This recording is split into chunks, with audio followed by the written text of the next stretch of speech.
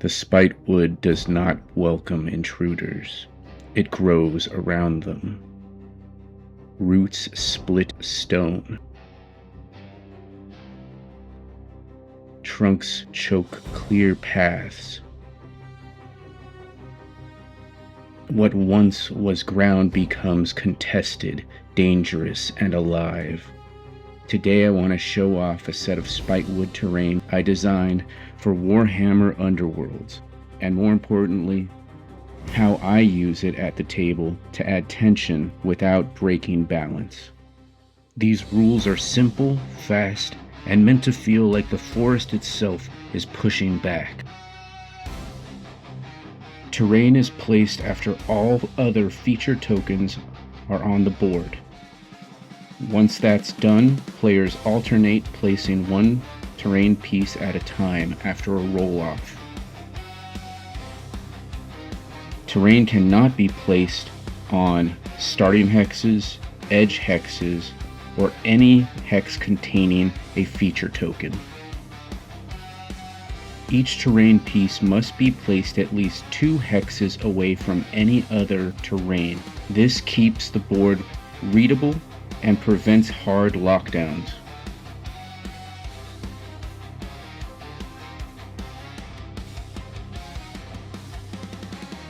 Finally, and this is important, terrain must be at least partially in the placing player's territory. You can reach into no man's land, but you can't dump terrain entirely in the middle just to be a menace. Although, you do still get to be a menace, but you gotta be a fair one. I believe that these rules do 3 things really well.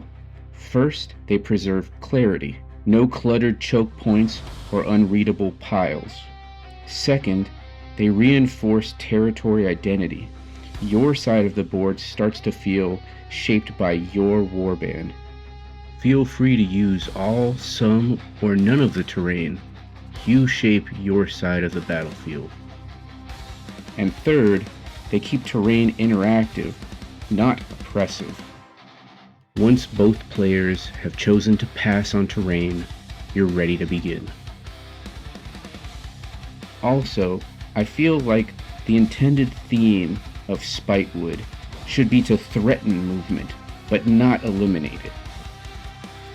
I like to think of these terrain pieces as pressure tools, not walls.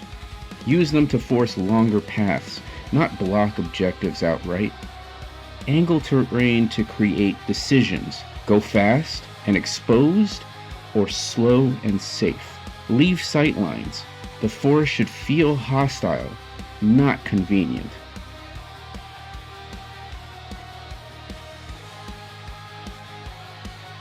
One final thought I have. If a player curses quietly while measuring movement, you've done it right. You can find a link to my terrain down in the description below. Give it a try and let me know how you feel about it.